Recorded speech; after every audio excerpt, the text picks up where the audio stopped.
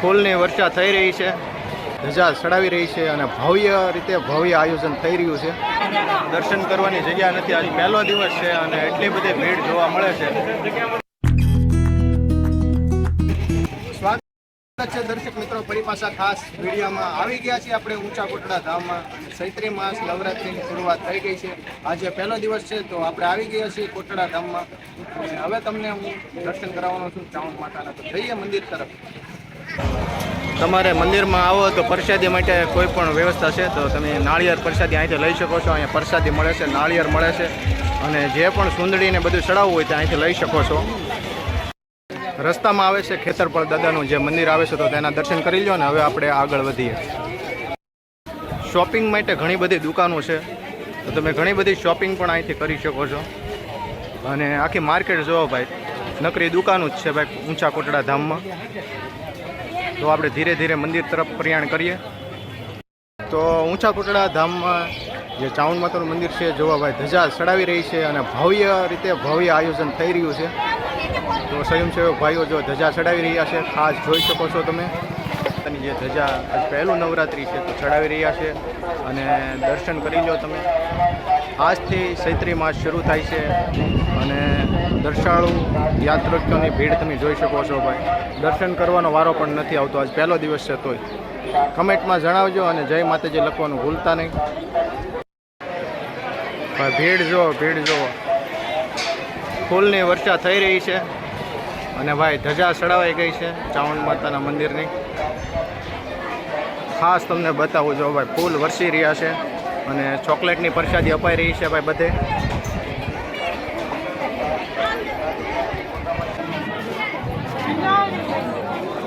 ભાઈ મંદિરમાં ભીડ જોવો તમે.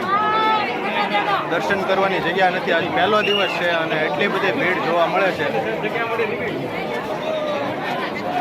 આજ નવરાત્રિ ચૈત્ર માસ શરૂ થયો છે અને દર્શન માટે લોકોની ભીડ જોવો તમે. પબ્લિકની ગળદી એટલી છે પણ દર્શન કરવાનો વારો આપણે મિનિમમ અડધી કલાક લગન આવવાનો નથી.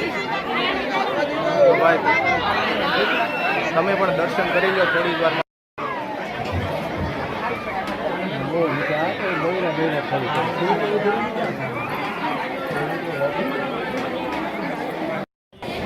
તો બધા તમે કરી લો માતાજીના દર્શન.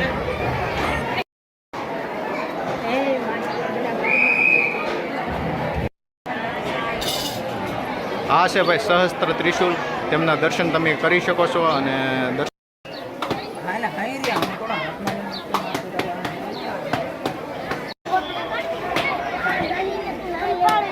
શ્રીફળ વધારવાની વ્યવસ્થા અહીં કરવામાં આવેલી છે ઊંચા કોટડા ધામમાં. તો તમે અહીંયા શ્રીફળ વધારી શકો છો. મંદિરની બહાર ચાની પ્રસાદી અપાઈ રહી છે તો તમે ચાની પ્રસાદી લઈ શકો છો. માતાજીના દર્શન કર્યા પછી રસ્તામાં આવે છે રામજી મંદિર, તો તેમના દર્શન પણ કરી લો. અને આગળ આપણે એક બીજી જગ્યાએ જવાના છે, ત્યાં પણ એક પ્રસિદ્ધ મંદિર છે તો તેના દર્શન પણ તમને કરાવું. અહીંયા વિષ્ણુ ભગવાનના અવતાર વિશે પણ જણાવેલું છે. અને જો ભાઈ, સનકાદિક મુનિ, વરાહ અવતાર, નારદ અવતાર, દત્તાત્રેય અવતાર, એવા ભગવાનના ઘણા બધા ફોટા અહીંયા કલાકૃતિ દર્શાવવામાં આવી છે. અને આ છે રામજી મંદિરની અંદર આવેલી આ બધી કલાકૃતિઓ છે. તો દર્શક મિત્રો, અહીંયા સંત શ્રી શામળા બાપાનું એક ભવ્ય મંદિર આવેલું છે તો ત્યાં જઈને આપણે તેના દર્શન કરીશું. આ રીતનો અડધો રસ્તો છે, તમે જોઈ રહ્યા છો. હા ભાઈ, રસ્તો જોવો ભાઈ, આ કઈ રીતનો રસ્તો છે. તો આપણે જઈએ સંત શ્રી શામળા બાપાના મંદિર તરફ. અહીંયા પણ એક મસ્ત મંદિર આવેલું છે નાનું, હનુમાનજી મહારાજનું મંદિર આવેલું છે તો તેના દર્શન કરી લો. અને હવે આપણે આગળ જઈએ. આપણે મિત્ર સ્ટાફ બધો સાથે છે અને ધીરે ધીરે આપણે જઈ રહ્યા છીએ. આ એક અલગ જગ્યા છે, અમે અહીંયા ક્યારેય આવ્યા નથી, પહેલી વાર છે, ફર્સ્ટ ટાઈમ.